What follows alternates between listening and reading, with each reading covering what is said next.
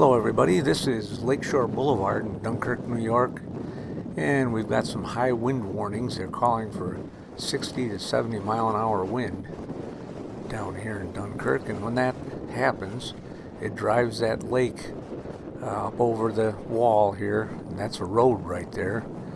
It's all completely covered with water.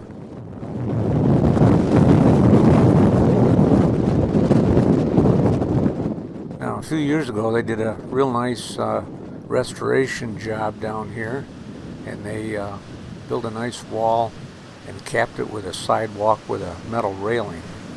And last fall, we had a big windstorm, and it destroyed that sidewalk and railing.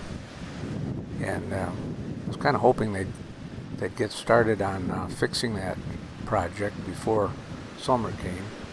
And of course, with the pandemic here, that's put a hold on everything. There you can see where that sidewalk is destroyed there.